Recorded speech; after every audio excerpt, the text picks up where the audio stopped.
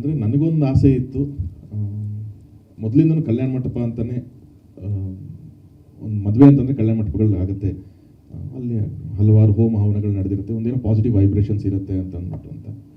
So ಹಾಗಾಗಿ ಈ ಬೇರೆ ಇದೆಲ್ಲ ನೀವೇನು ಒಂದು ಜಸ್ಟ್ ಒಂದು ಗೋಡೌನ್ ಥರ ಮಾಡಿರ್ತಾರೆ ಇವಾಗೆಲ್ಲ ಕೆಲವೊಂದು ಕಡೆ ಪ್ಯಾಲೇಸ್ ಗ್ರೌಂಡ್ಸ್ ಒಳಗಡೆ ಅಂತ ಆಗ್ತದೆ, ಅದಕ್ಕೆ ಎಲ್ಲ ಈವೆಂಟ್ಸ್ಗಳಿಗೂ ಕೊಡ್ತಾ ಇರ್ತಾರೆ, ಎಕ್ಸ್ಕ್ಲೂಸಿವ್ ಮ್ಯಾರೇಜ್ಗೆ ಅಂತ ಏನು ಕೊಟ್ಟಿರಲಿಲ್ಲ. ಸೊ ನನಗೆ ಆ ಥರದ್ದು ಒಂದು ಆಸೆ ಇತ್ತು, ಆದರೆ ಒಂದು ಪ್ರಾಪರ್ ಒಂದು ಕಲ್ಯಾಣ ಮಂಟಪದಲ್ಲಿ ಆಗಬೇಕು ಅಂತ.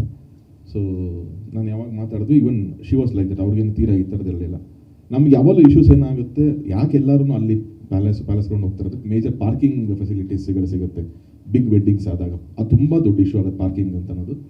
ಸೊ ಹಂಗೆ ಚೆಕ್ ಮಾಡಿದಾಗ ಈಗ ನಾವು ಪೂರ್ಣಿಮಾ ಪ್ಯಾಲೇಸಲ್ಲಿ ಮಾಡ್ತಾ ಇದ್ದೀವಿ, ಅದು ತುಂಬ ಅದ್ಭುತವಾದಂಥ ಪಾರ್ಕಿಂಗ್ ಫೆಸಿಲಿಟೀಸ್ ಎಲ್ಲ ಇದೆ.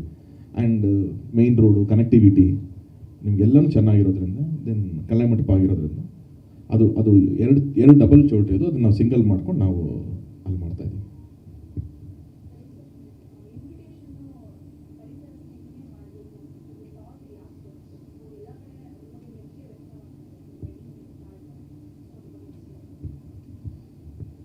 ನನ್ನ ಪರ್ಸ್ನಲಿ ನನಗೆ ಯಾವಾಗಲೂ ನಮ್ಮ ಆಫೀಸಲ್ಲಿ ನಮ್ಮ ಮನೆಯಲ್ಲಿ ತುಂಬ ವೆಡ್ಡಿಂಗ್ ಕಾರ್ಡ್ಸ್ಗಳು ಬರ್ತಾರೆ ಇರುತ್ತೆ, ಎಲ್ಲರೂ ಫ್ರೆಂಡ್ಸ್ ತುಂಬ ಜನ ತೊಗೊಂಬಂದು ಕೊಡ್ತಿರ್ತಾರೆ.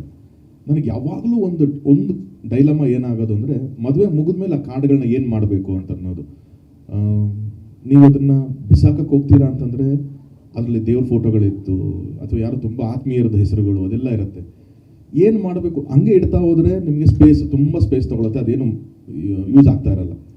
ಸೊ ಹಾಗೆ ನಾನು ಯೋಚನೆ ಮಾಡಿದಾಗ ನನಗೆ ಏನಾದರೂ ಒಂದು ಯೂನಿಕ್ ಆಗಿರಬೇಕು, ವಿಚ್ ಇಸ್ ನಾಟ್ ವೇಸ್ಟ್, ಅದು ಯೂಸ್ಫುಲ್ ಆಗಬೇಕು ಅನ್ನೋ ಥಾಟ್ ಪ್ರೊಸೆಸ್ಸಲ್ಲಿದ್ದೆ.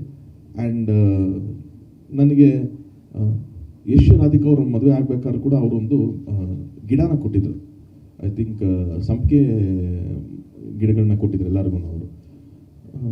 ಅದೊಂದು ನನಗೊಂದು ತಲೆಯಲ್ಲಿತ್ತು, ಹೌದಲ್ವ ಇದೊಂದು ಆಪ್ಷನ್, ಯಾಕಂದರೆ ಎಷ್ಟೋ ಜನರ ಮನೇಲಿ ಅದನ್ನು ನೆಟ್ಟಿದ್ದಾರೆ, ಅದು ಇವತ್ತು ಬೆಳೆದಿದೆ. ಸೊ ಆ ಥರ ಇತ್ತು. ಬಟ್ ಅಗೇನ್ ಸೇಮ್ ಅದು ಇವತ್ತಿಗೆ ಎಲ್ಲ ಫಂಕ್ಷನ್ಸ್ ಎಲ್ಲ ಕಡೆನೂ ಒಂದು ಸಸಿನ ಕೊಡೋದು ಒಂದು ಪದ್ಧತಿ ಆಗೋಗಿದೆ. ಸೊ ಮತ್ತು ಅದು ಆಗಬಾರ್ದು, ಅದನ್ನು ಮಿಟ್ಟಿದ್ದು ಏನೋ ಅದು ಆಗಬೇಕು ಅಂತ ಯೋಚನೆ ಬಂದಾಗ ನಾನು ಹುಡುಕ್ತಾ ಹೋದಾಗ ಇದೊಂದು ನಾನು ನೋಡಿದೆ, ಸೀಡ್ ಪೇಪರ್ ಅಂತ ಒಂದಿದೆ, ಆ್ಯಂಡ್ ಪೆನ್ ಆ್ಯಂಡ್ ಪೆನ್ಸಿಲಲ್ಲಿ ಸೀಡ್ಗಳಿರುತ್ತೆ ಅನ್ನೋದು ನಾನು ಹುಡುಕ್ತೆ.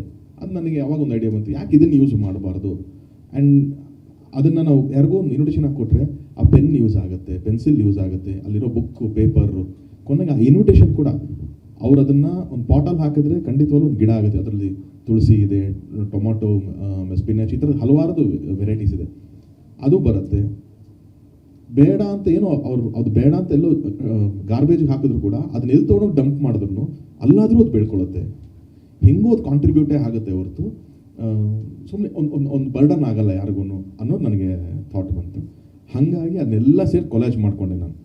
ಅವ್ರಿಗೂ ಇನ್ವಿಟೇಷನ್ ಮಾಡೋರ್ಗು ಅದು ಸರ್ ಇದು ಹೆಂಗೆ ಏನು ಅಂತ ಕನ್ಫ್ಯೂಷನ್ ಇತ್ತು. ಒಂದು ಟ್ರಯಲ್ ಆ್ಯಂಡ್ ಎರರ್ ಥರ ಟ್ರೈ ಮಾಡಿದ್ವಿ ನಾವು, ಮಾಡಿ ಅದಕ್ಕೊಂದು ಪ್ಯಾಕಿಂಗ್ ಥರ ಮಾಡಿಕೊಂಡು ಕೊಡೋಕ್ಕೆ ಶುರು ಮಾಡಿದೆ. ಆ್ಯಂಡ್ ಇಷ್ಟು ರೇಂಜಿಗೆ ಅದಕ್ಕೊಂದು ರೆಸ್ಪಾನ್ಸ್ ಬರುತ್ತೆ ಅಂತ ನಾನು ಎಕ್ಸ್ಪೆಕ್ಟ್ ಮಾಡಿರಲಿಲ್ಲ. ಇನ್ಫ್ಯಾಕ್ಟ್ ನಾನು ನಿನ್ನೆ ಕಮಿಷನರ್ ಆಫೀಸ್ಗೆಲ್ಲ ಹೋಗಿ ಅಲ್ಲೆಲ್ಲ ಕೊಟ್ಟಾಗಲೂ ಅಷ್ಟೇ, ಅಲ್ಲಿರುವಂಥವ್ರೆಲ್ಲರೂ ಸರ್ ತುಂಬ ಚೆನ್ನಾಗಿದೆ, ನಾವು ಒಂದು ಮೊಮೊರಾಂಡಮ್ ಹೊರಡಿಸ್ಬೇಕು ಇನ್ಮೇಲಿಂದ, ಈ ಥರದೊಂದು ಯೂಸ್ ಮಾಡಿ, ಈ ಥರದಲ್ಲಿ ಯೂಸ್ ಮಾಡಬೇಕು ನಾವುಗಳನ್ನು ಅನ್ನೋ ಥರದ್ದು ಅವ್ರಿಗೆಲ್ಲ ಹೇಳಿದಾಗ I think I felt nice. Okay, ಇದನ್ನು ಒಂದು 1% ಡಿಫ್ರೆನ್ಸ್ ಆದ್ರೂ ಆ ಡಿಫ್ರೆನ್ಸ್ ಆಗಿರುತ್ತಲ್ಲ ಅನ್ನೋದು ಒಂದು ಥಾಟ್ ಅಷ್ಟೇ.